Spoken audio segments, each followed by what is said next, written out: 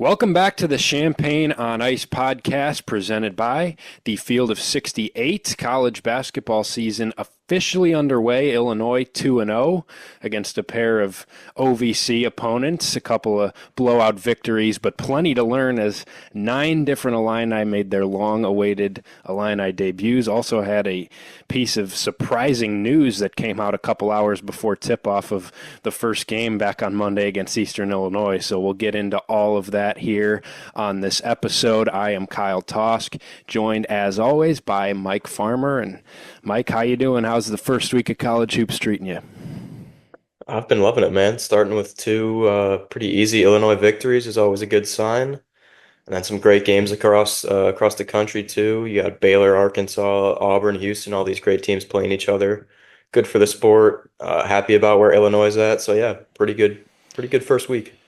Yeah, it's been hard to complain about much with Illinois. They've handled their first 2 opponents, Eastern Illinois on Monday, 112-67. Took care of SIU Edwardsville on Friday, 90-58. Both those teams outside the top 300 nationally, so that's what you should probably do. But a lot of positives. I do want to start though with the off the court news that dropped right before the game on Monday. Felt like we should probably hit this first and share our thoughts on it, and then we'll get into the play on the court. But about 2 hours before tip-off against Eastern Illinois on Monday, for the second straight year, an Illinois player has decided they are going to redshirt the night of the season opener. Last year it was Sincere Harris. Obviously he is now at West Virginia. And this year it is Ty Rodgers, one of the only 2 returners from last year's team, a guy who started every game for Illinois' Elite 8 team last year, and a guy that was brought to Big Ten Media Day and one of the leaders of this team supposedly, now a guy that's role was uncertain as well. But pretty surprising news. Definitely not a guy I would expect this to happen with, but you peel back the curtain a little bit and you realize probably why it happened. It makes sense based on what the rotation looked like. We can talk about that a little bit, but I'll just start by asking you what your first reaction was when you heard that news. Oh man, my first reaction, surprise, definitely, just considering it's happening 2 hours before tip-off and not in July or something. I do understand where he's coming from if it is indeed playing time related. I understand Tim Anderson was the guy that recruited him here, and TA left a couple months ago. But at the same time, man, it's back-to-back years of guys that should probably know their role by now. Like you knew what you were getting out of Sincere Harris. Maybe he wasn't going to play as much his sophomore year. You know what you're getting out of Ty Rodgers, and like he knows he didn't develop a jump shot or anything. I don't know how much he improved this offseason, but you can see where the roster was at. I mean, as a player, you can probably guess how much playing time you're going to get. I don't think you're getting blatantly lied to by the coaching staff, especially as a guy in Ty Rodgers who started every single game last year and is a culture guy, is a program guy. So yeah, I was surprised, not too happy about it. Again, I get where he's coming from. I'm thankful for what he's done for the program the past 2 years. But at the same time, now you got to expect as soon as Illinois wins or loses their last game of the year in March or April, he's hitting the transfer portal immediately. That's not a guarantee. I know Sincere Harris last year was like, I guess there were talks of him maybe coming back, but at the same time, everybody kind of knew he was gone. I think the same thing's the case with Ty Rodgers this year. So I don't know. I'm torn. I like what he's done for the program. I kind of get what happened. But still, like Illinois could have had another roster spot, brought in another guy, a developmental piece, another transfer, pretty much anything. Now I guess you call it a wasted roster spot, so I'm not too happy about it. But yeah, I can understand it, I guess. Yeah, I mean, that's the awkward part about it is that I think everybody knows where this is headed. It's headed the same direction as where Sincere Harris was headed. I think most people would have told you when they heard the Sincere news last year that they had an inkling of where it was going. Most guys probably don't make this move with the intention of coming back to the same school because I think part of the opportunity and the way Illinois has built their roster was what motivated this decision for Ty, and I don't know how much that's going to change next year. Is he all of a sudden going to fit perfectly as a starter next year on next year's team? I just don't know. Brad Underwood has shown that he's not afraid to go out and get guys that fit better than the guys he already has. That's what he ended up doing with Sincere Harris this offseason, and Sincere Harris hit the transfer portal now at West Virginia.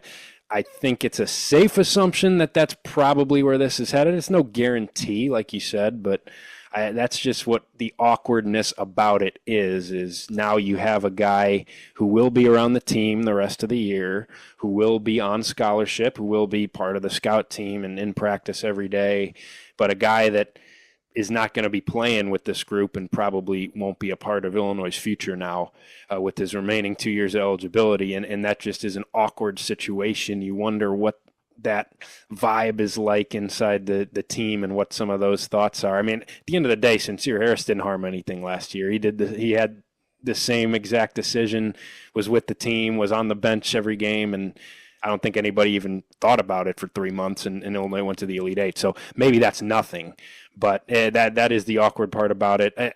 In terms of what it means for this roster, I like Ty a lot. I think he does a lot of things that somebody like Brad Underwood obviously loves, and he brings a lot to the table.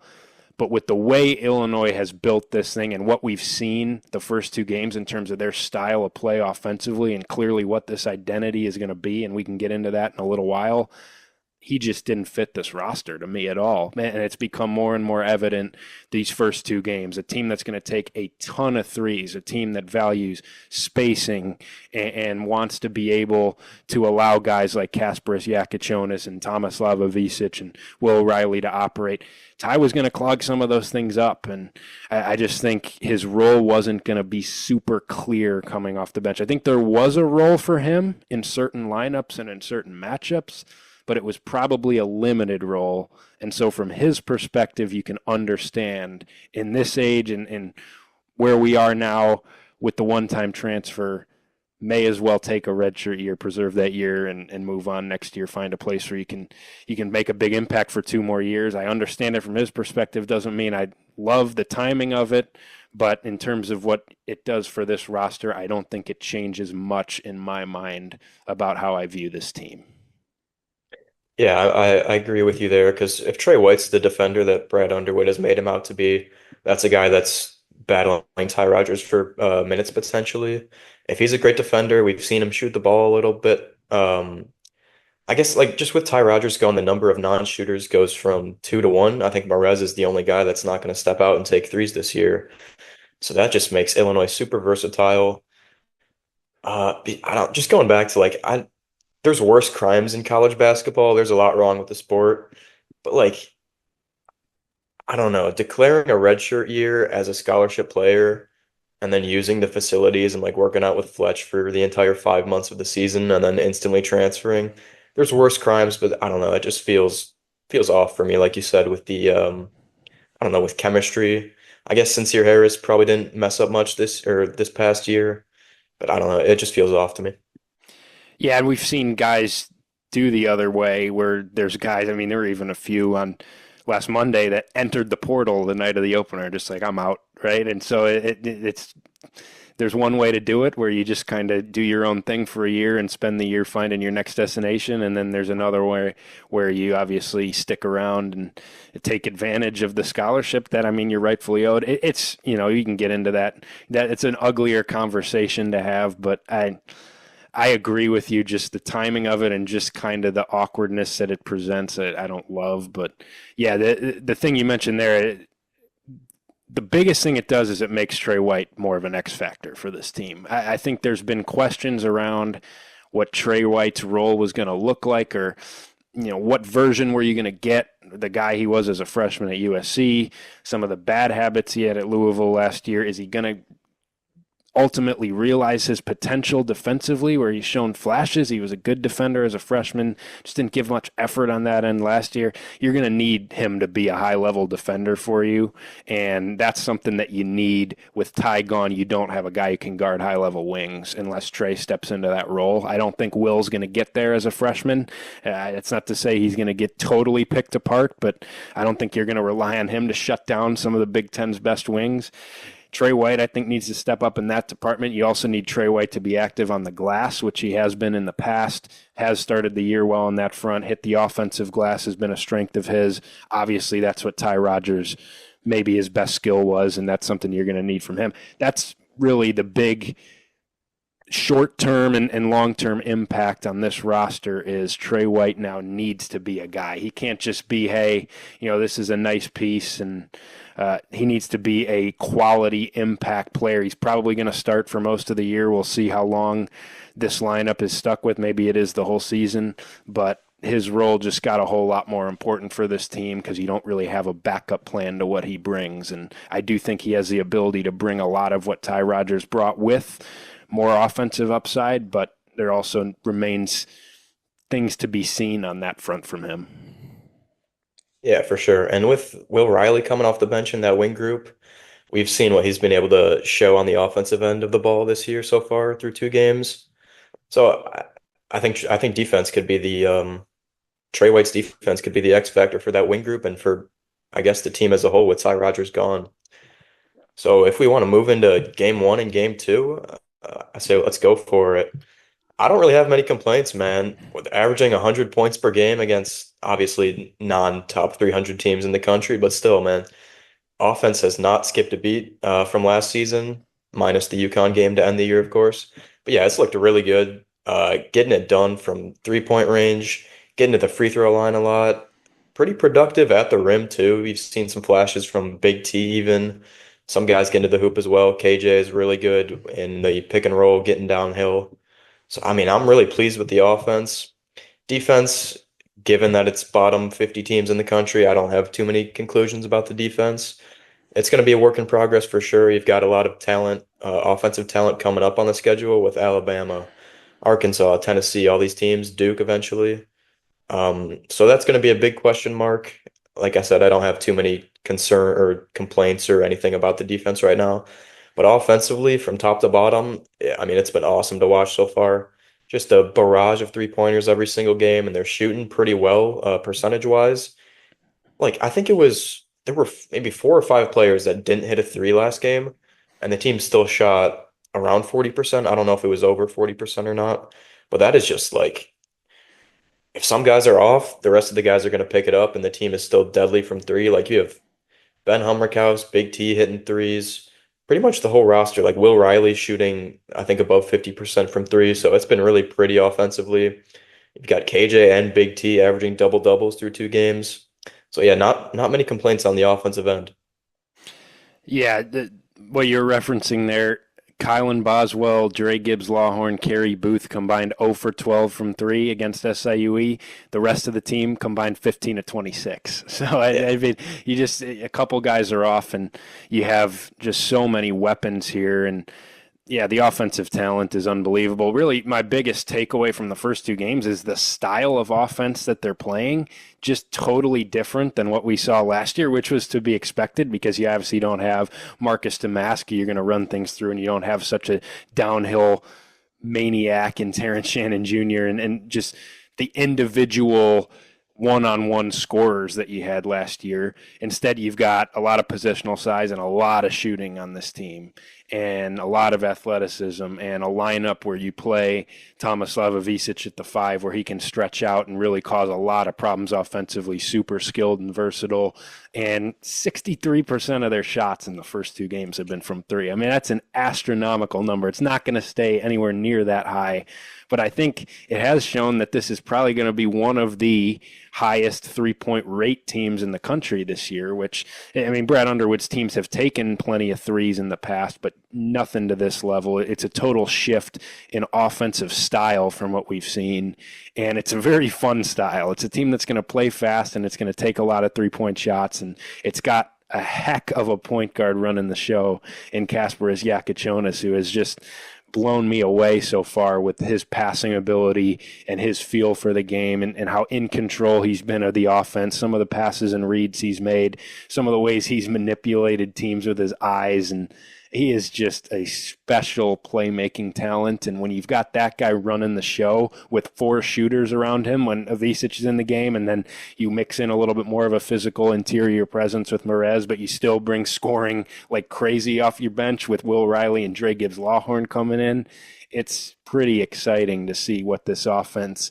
already is. And obviously we'll see what it looks like when you do get the Alabamas and the Arkansas coming up. But it's been pretty remarkable so far, and I think the biggest thing to note is that it's going to be really fun to watch this style, because this is about as pleasing of a offensive style as there is to the eyes as you can play in the country, and Brad Underwood has leaned into that.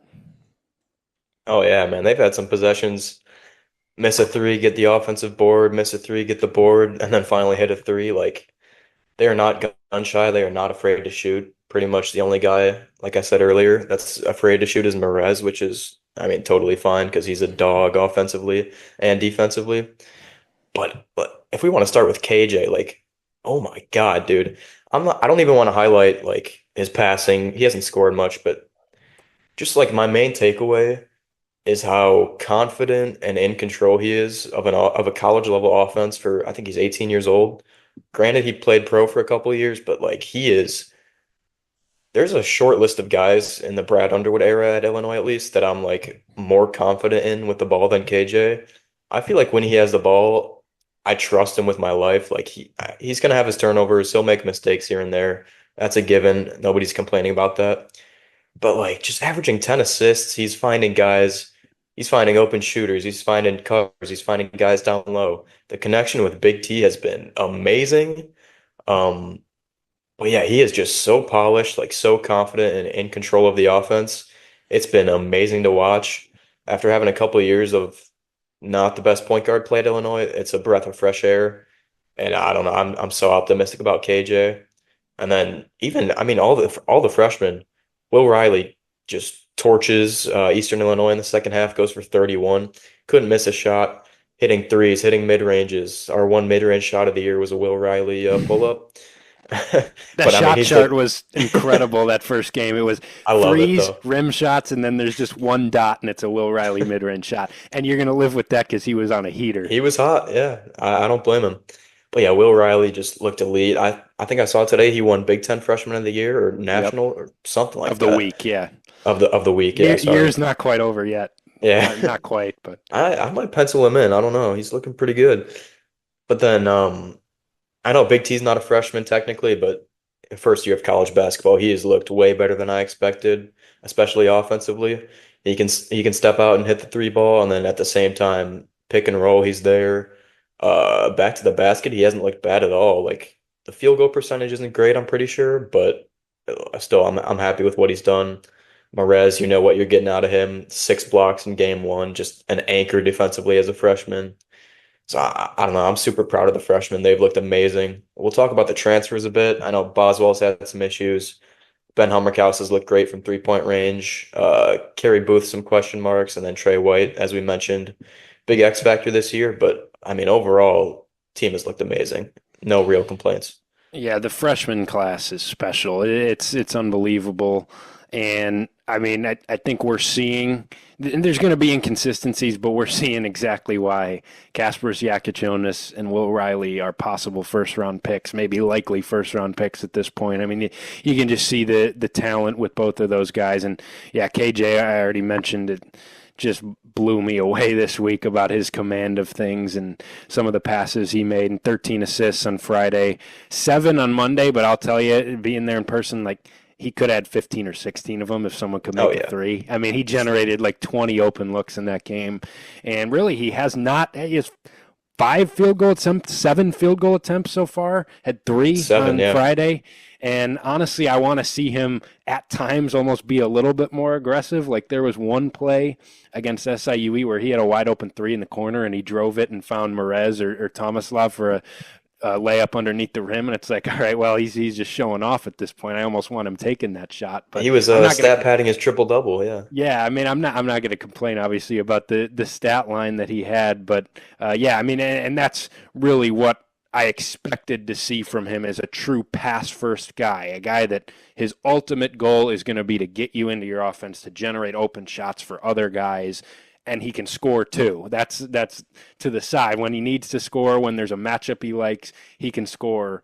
But we're seeing really where he thrived overseas and what made him such an intriguing prospect is just his ability to set the table and command an offense, and his handle's phenomenal. He's already seen a bunch of different looks. I mean, Eastern Illinois was blitzing him early in that game, and he just showed such poise and command and getting the basketball out. And we've seen Big T and KJ in a two-man game that is just deadly. I mean, I think that's going to play against any level of competition with what those two guys can do. It's just so hard to guard. I mean, there's so many things you can do off of it with Ivicic's versatility. And then, yeah, Will Riley. I mean, 31 points. He was on fire. I mean, that's the biggest thing that he did as a prospect was he'd just see one or two go in and he would be unconscious. He would get hot, and his heaters were as special as they came in all the country from prep prospects. And he was just in a zone and still played well on Friday, too. And really on the glass, I think he's been really impressive. He's had 7 rebounds in both games, 8 offensive rebounds in the first 2 games, and a guy that's doing a little bit more than just scoring for Illinois. Playmaking has stood out, too, at 3 assists on Monday. But I mean, those two guys are probably going to end up being your best 2 players when the season is done. I think you could throw a Vicic in there as well as kind of your top 3, but even if there's some inconsistencies with those guys, I mean, they're going to have more good nights than bad, and their talent is going to be overwhelming for teams, and obviously they're very different players that I think fit well next to each other, that it's pretty exciting to see even just the growth that both those guys can have over the next 5 months and what they can ultimately become by the end of the season. Yeah, I mean, I don't know if I totally agree with them being our best players. We'll have to see it play out. Obviously, I'm not disagreeing. But if that's the case, and you have, I guess, a trio of Ben Hummerkaus, Kylan Boswell, and Trey White being like your 4th to 6th options, oh my God, this team's ceiling is through the roof if that's the actual case. Because Ben Hummerkaus is probably one of the best shooters in college basketball above like 6'5". Like that's not even a question, honestly. When I say that Um, too, there's not a lot of separation between who yeah, the no, best I players are on I this got team. you. Yeah, but like I don't know. I'm really optimistic, man, based on what I've seen the past 2 games. Kylan Boswell's going to have to get going. I think my take with him kind of goes back to what we saw against Ole Miss in that exhibition. We both agreed on it. He's just not touching the ball that much. Like, and I get it because KJ is such a ball dominant player and he's going to be a first round pick based off of that. Like I think you'd like to see Kylan Boswell get some more action in the half court offense. I mean, if we keep winning like this and putting up 100 points a game, I'm not going to be the one to complain. But I think the offense can just be even better if he's touching the ball a little bit more and not just sitting in the corner. And then Trey White, I think I said this in our first pod this year. Like, I don't know if he really has a go-to, uh, I don't know, go-to move or go-to style on offense. He kind of can do a little bit of everything, which we've seen. Even I think he might have hit a mid-range shot. I don't know. Like he's been decent from 3. He can get to the hoop because he's athletic and pretty physical. I really like the way the team's been crashing the offensive glass. Like you see a three-pointer go up, and obviously the big man down low, if somebody's down low, is crashing. And then the guys from the corners are coming in and just flying in and looking for rebounds, which I love. That gets you just more opportunities for three-point shots off rebounds. So yeah, man, I really don't have many complaints on the offensive side of the ball besides maybe Boswell touching the ball a bit more. But even then, like I don't know, it's not a major concern. I think he'll get going eventually just based on KJ being such a good passer and everybody else being a major factor offensively and taking the attention away from Boswell on the offensive side of the ball. But yeah, man, I'm excited for this Bama game coming up and this stretch of really good teams Illinois has to play because these freshmen and these transfers, man, like I think we have a real chance to be special, especially now in the non-con. I know we've played bottom 3 or bottom 50 teams in the country, but like this looks like a pretty polished product. They cut down on turnovers last game. I don't know, man. I'm optimistic. Yeah, just to hit on Boswell there, I think he's gotten off to a slow start. To me, he's just not playing with the same confidence as some of these other guys. Like I thought on Monday, he had some open looks from three, and he just passed them up early in that game.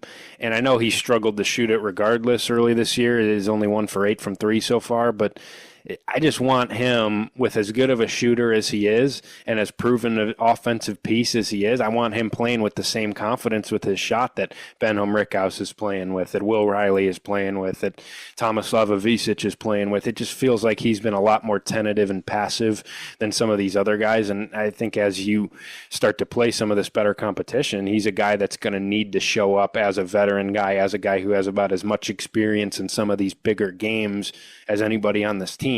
He can't be a guy that's hiding. He can't be a guy that's just not asserting himself, especially when he gets it, looks created for him. Like you said, I imagine that KJ is going to have the ball in his hands pretty much every possession he's on the floor, and I think that's what this team is best with, the best situation for this team. That's what this team was built on. Kylan Boswell has transitioned into more of an off-ball complementary role, but that doesn't mean that he can disappear. That doesn't mean that he can play as timid as he has played. I just want to see him get going. I want to see, especially, and we'll talk about it later, against Oakland on Wednesday, just let him loose and let that shot fire up there and see if he can hit a couple and get some confidence and get going before Illinois plays Alabama. He's a guy I don't worry about long term because he's proven enough at this level, and his skill set is something with his defensive ability, his 3-point shot. Like, he can fit perfectly on this offense, but he's just got to be willing to take some of those shots that I thought he passed up and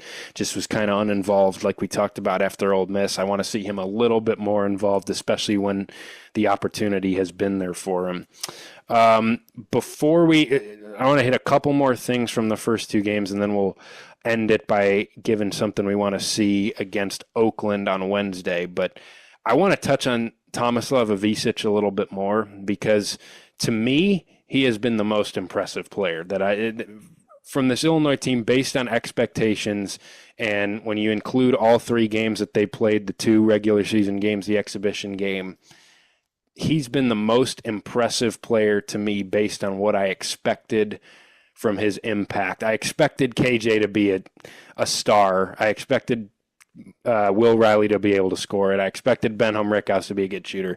Tomislav Ivicic is a heck of a player for this team and a guy that I think is going to open up so much offensively that I didn't even realize he necessarily could, because I think his ability to step out and shoot is real. He's only shot 3 for 10 so far, but the confidence that he shoots it with, the jump shot, I believe in that jump shot. I think it's something that Illinois is going to want him taking a lot.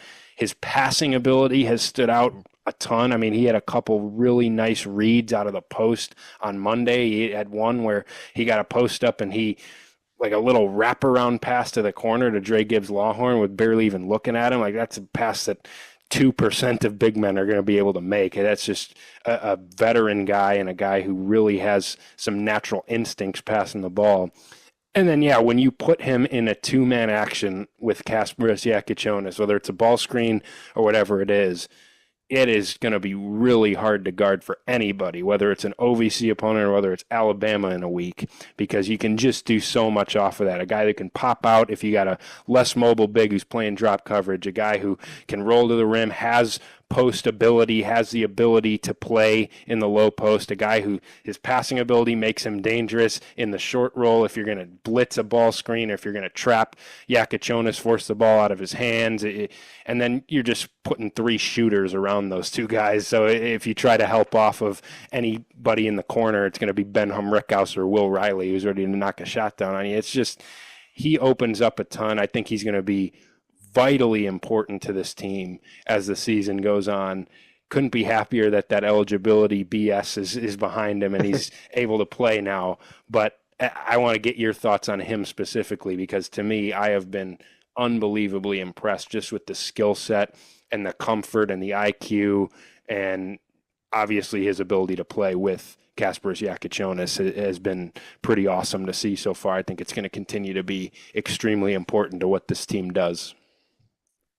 Yeah, if you're going based on expectations, for who's been the most impressive in the first two games, could not agree more. It's Big T. Because I think back to like what my concerns were and most Illinois people's concerns were with Big T coming out of Europe. He can shoot the ball, no doubt about that. And like you said, he's what, 3 for 10 this year, but his shots have looked really good. A couple have been just in and out. So shooting, not a concern. Rebounding was a bit of a concern because people were saying he's not that physical. He's a big guy. He's not really rebounding too well. And then at the same time, I guess defense is a big concern too, but that is with everyone on the team pretty much. And then we didn't really see like a whole lot of back to the basket and low post stuff. Like we talked a lot about that in our first pod, I think, how we know he's going to be a great shooter and he's going to space the floor for sure, and he's going to spread the offense out and make the defense come out and guard him. But we didn't know how effective he'd be in the low post. He's looked really good, and a big part of that is Kasparas Jakubonis being able to feed him and just thrive in the pick and roll, which he did in Europe as well. So yeah, I'm super impressed with Big T. Even go back to the Ole Miss game, like he had our first couple buckets against SIUE. I think one of the first plays was KJ pick and roll. KJ found Big T and like just kept finding Big T throughout the first half. A lot of Big T's points have come off KJ assists, which is just a beautiful two-man game, like you said. Probably going to be effective against most of the teams in the country, especially the teams that we play. So yeah, I'm super impressed with Big T. I think with him and Merez as the two five men, I guess, like huge, great offensive games from Big T and then great defensive games from Merez. Like that's a really underrated, I guess, five-man group, which should be talked about a little bit more on the national level if they keep producing like this. Obviously, Merez is not going to do too much on the offensive end. We know that. But 6 blocks, and then at the same time, Big T's averaging 15 plus a game. Like that's a dynamic duo by itself. So yeah, super impressed with Big T. Yeah. Yeah, just to mention Merez real quick, I'm glad you did. 6 blocks on Monday, which ties a freshman record for Illinois. His athleticism is unbelievable. He's a lot better as a rim protector than I thought he would be. Oh yeah. It's a guy that just with his size limitations at being only between 6'8", 6'9", you wonder, and we'll still have to see it against high major competition, but I mean, just his instincts on the defensive end, and obviously the way he uses his athleticism, I think has been really impressive. And oh, by the way, per 40 minutes, he's averaging almost 20 rebounds a game. He's got he's averaging 8 rebounds a game in 15 minutes. Jesus. He's had 8 rebounds in both the first two games. He is just a dog, and again, as we mentioned in a couple of our preview episodes, like they're just such different players that it's going to be nice to see if there's a matchup that maybe Big T's getting exploited a little bit more. You need a more physical presence or a guy that maybe can give you some more rim protection against a heavy downhill team.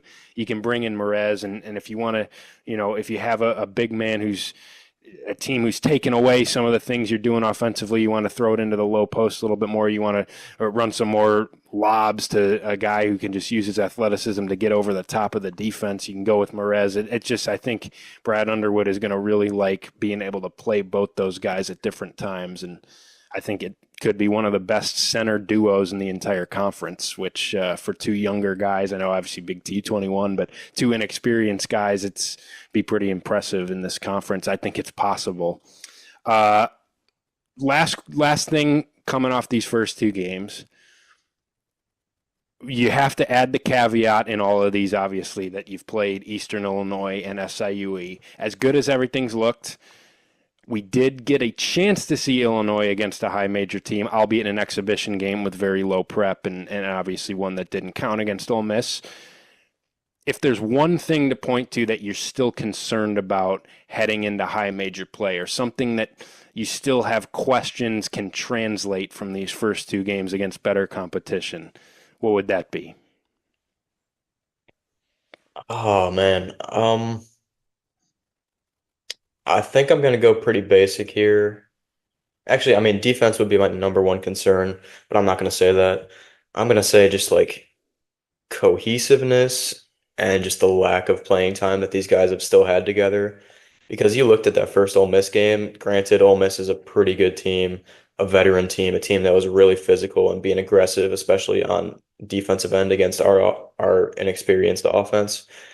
But I think as confident as KJ has looked at times, or the whole time, honestly, I think he'll have games against good teams where he's probably a bit rattled. Like he looked somewhat rattled against Ole Miss. Other guys like Trey White and Will Riley were really shaky with the ball in their hands.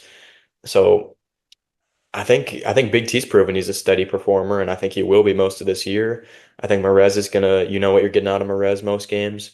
But yeah, just overall, like you haven't really seen Ben Hummerkaus perform against high major teams, obviously. Kerry Booth and Jake Davis won't be playing much, but they haven't done much either. Dre hasn't done a whole lot against really good teams. I know he's like a microwave scorer that can go in and get a bucket at any time, but I think overall, when you combine all these players, you're probably going to have some disjointed performances against good teams, especially maybe early in the year. Like this, I'm hopeful for this Alabama game, but there's a real chance it's a really disjointed effort where Illinois looks pretty bad, especially offensively. So yeah, I mean that was a kind of odd answer, but I think overall just experience and maybe not putting together your best performance every single night is going to be my number one concern, I guess. I don't know. Yeah, I mean, I think especially with this style of play, if you are going to be very reliant on shooting, there's going to be some inconsistency, I think, from night to night with this team. I don't disagree with that. I just don't really have much concern offensively long term. Even I think most of what they're doing offensively can translate to any level of competition because of the talent and obviously the ability of KJ to run the show. I think for me, it would still be defense and physicality. Defensively, can you correct a lot of the just breakdowns that you had against Ole Miss that have led to wide open shots, and a team that has gotten back to what Brad Underwood wants to do, forcing teams into the mid range, taking away the 3-point line, funneling guys into drop coverage. They've done it well against Eastern Illinois and SIUE. They're 12th in the country right now in 3-point rate allowed. Will that continue against a team who's going to bomb them away with shooters across the floor like Alabama, or are you all of a sudden going to struggle exactly like you did against Ole Miss? Guarding the ball, I think Illinois has been better in these two games, but we saw a lot of struggles with guys just individually against Ole Miss defensively. I don't think you can take a lot from these first two games on that end. And then physicality-wise, just seeing what SIUE did on the offensive glass against Illinois, I believe they had 19 offensive rebounds in that game. I think there is the potential for this team to struggle on the glass, especially if you don't have Merez Johnson in the game, because you know he'll account for some mistakes just by himself. You saw Will Riley get beat to the offensive glass a few times. You saw Dre Gibbs Lawhorn get beat to the offensive glass a few times. Kerry Booth got beat to the offensive glass a few times. I think that could be a concern for this team. And then just with a guy like a Visic, if he's going to see a bigger bodied big man, can he rebound at the same level? Can he hold up inside like we've seen him do against some of these low major, smaller bigs? And going back to kind of your point, like, can KJ handle a guy who's going to be up in his shirt pressuring the ball? We saw Will Riley struggle with that against Ole Miss when they really made him uncomfortable. And some of these younger guys, if a team really wants to get physical with them, how will some of these guys handle that? That's still the thing that I want to see against an Alabama, Arkansas, Tennessee, that I don't think we've necessarily had answered, because we can't have it answered against two OVC opponents who are as bad as Eastern and SIU Edwardsville are. That'd probably be where I'd go with it. But any thoughts on that from your end? I agree. I don't know. I still think overall experience and lack of playing time together. Like you look at Alabama, I guess not every team's the same, but like they bring back Mark Sears, Wrightsell, Grant Nelson, all these guys that went to a Final Four together. Like I think that by itself, and obviously the talent level, like they're a phenomenal team. But just like having that experience together, whereas Illinois is a bunch of freshmen, a bunch of young pieces going into a hostile environment potentially in Birmingham, like I think that could be a major issue. And the same can be said about like going to Arkansas. And then as the Big Ten slate gets going, like there's a lot of huge home court advantages. You're gonna have young freshmen. I know KJ's looked really good. I know Will Riley's looked really good, but I think just they'll be prone as young players to, I guess, letdown games. And the same can be said, like, if KJ's not going, we haven't, I guess, here's another thing I just thought of. Like, if KJ's not going, what does this offense look like? Because averaging 10 assists a game and 10 points per game in the first two games, we haven't really seen if KJ has like a six turnover game just because we've seen three games in total. If he's off, like he gets in foul trouble or something, where does Illinois turn? Does Boswell become the point guard and how does he run the show? Does Dre come in at point guard? How does he look if he's just a scoring threat only? Like I think the talent on Illinois is there. Obviously, we know that. We've known that since the roster was constructed in June. But I think I keep saying this, but overall lack of continuity from last year with Dre being the only returner at this point, and then seven or eight other guys that have never really seen the court together in game action, I guess that's still my number one concern against high major teams and top 25 teams, which Illinois is going to play a bunch of. Yeah, that's a good point, actually. On a night where either KJ's in foul trouble or KJ just is struggling and has six turnovers, and who's your secondary ball handler on this team? It feels like everything has ran through KJ so far, and you would like to see somebody like a Kylan Boswell step up, see what that looks like. If KJ were to have to sit for a little bit extended period of time, that would scare me a little bit because I do feel like they've really gone all in on him, and I trust him really more than I would almost any other freshman based on what I've seen. But that's a good point. Let's close it out. I don't necessarily think we need to spend time heavily breaking down the matchup with Oakland on Wednesday night because this is an Oakland team that we're thinking that they're the same team as last year that upset Kentucky in the NCAA tournament and came to Champaign and gave Illinois a game. It's not. They lost nearly every guy from that team. No more Jack Golke, no more Trey Townsend. They got only two or three returners from that team, and early indications are this won't be one of Greg Campy's best teams over there at Oakland. They went to Boise State last Wednesday and lost by 44, 87-43. So this should be a game that Illinois handles pretty easily. Maybe it's a little bit more of a challenge just because this is a good Oakland program in a better league, the Horizon League. They are ranked almost 100 or over 100 spots higher on KenPom than Illinois' previous two opponents. But based on what they've done so far and some of the pieces that Greg Campy has this year, Illinois should be able to cruise to victory in this game if all goes right, if nothing goes horribly wrong. So I'll ask you this.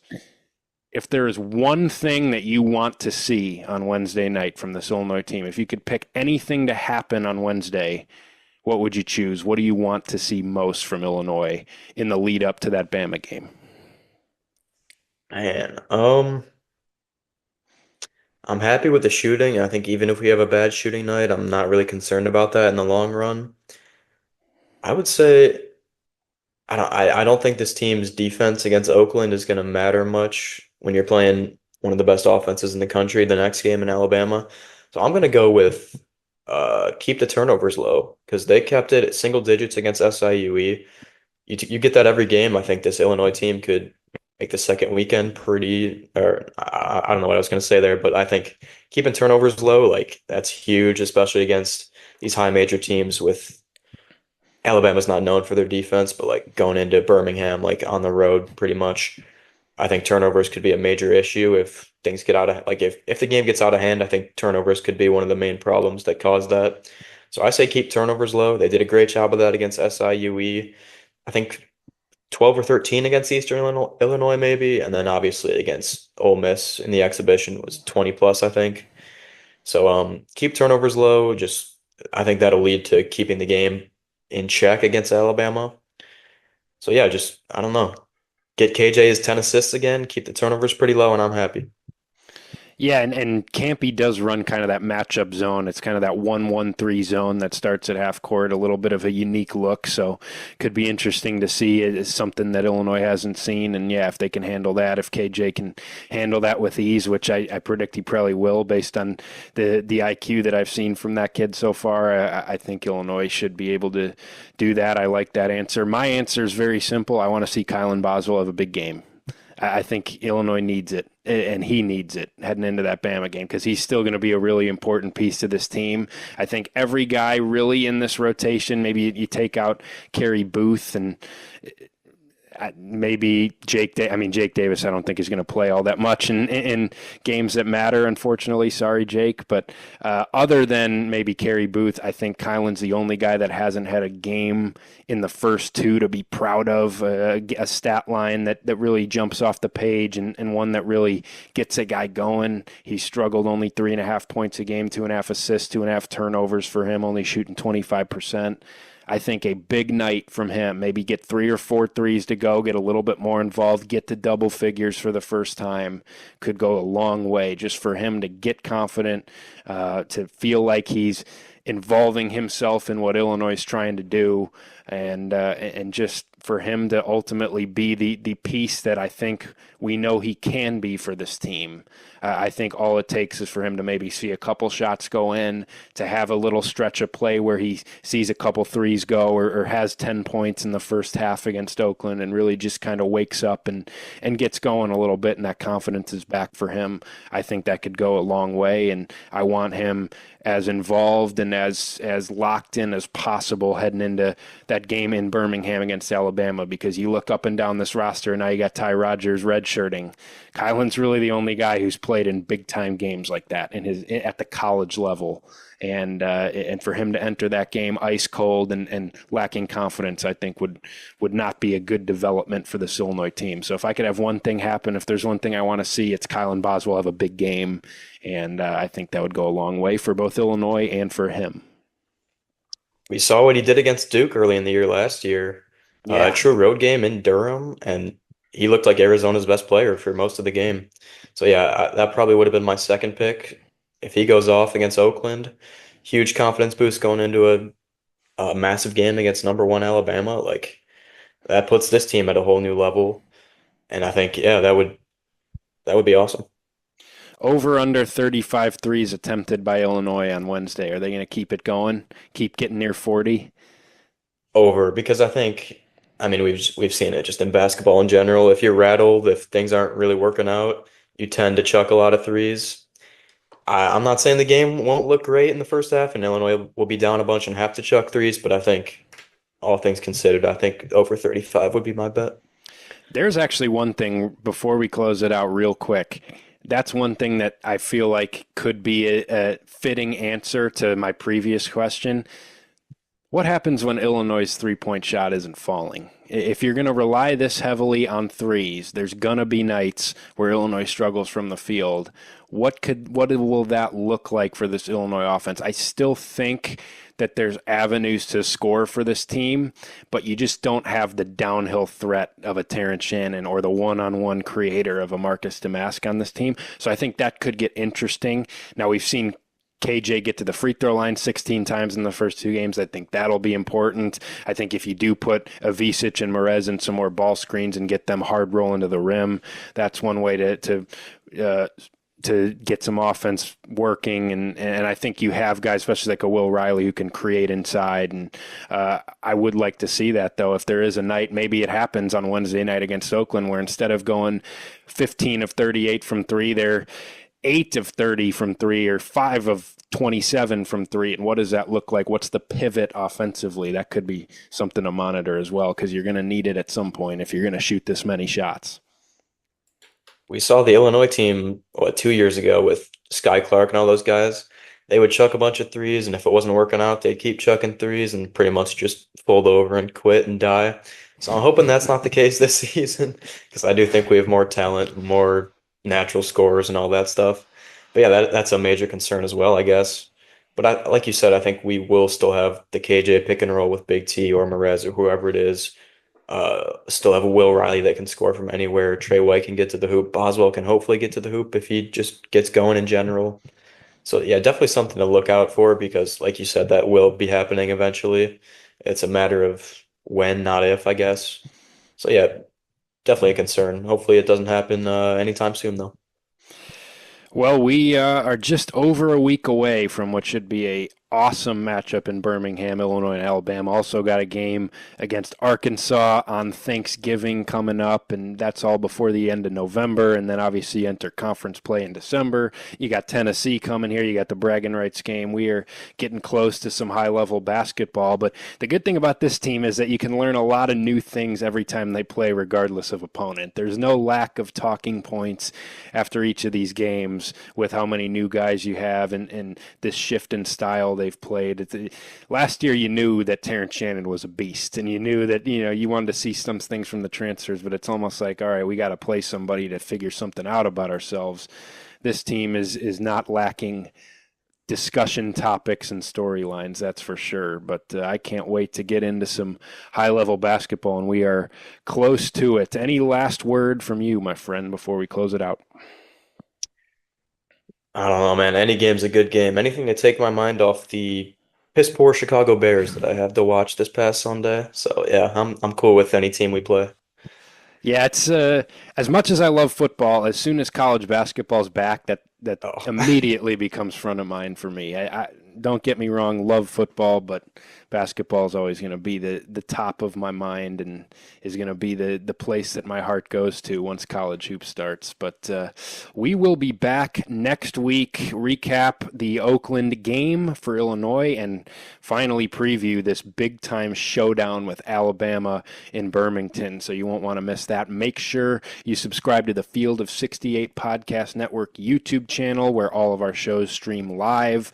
Also, get us wherever you get your podcasts, Apple Podcasts, Spotify, Google, anywhere else. We will be there. And give us a follow on X at Champagne on Ice, X/Twitter. We'll never stop calling it Twitter. We'll be posting our latest episodes on there as well. But until next week, hope everybody enjoys the game on Wednesday, and we will talk to you next time.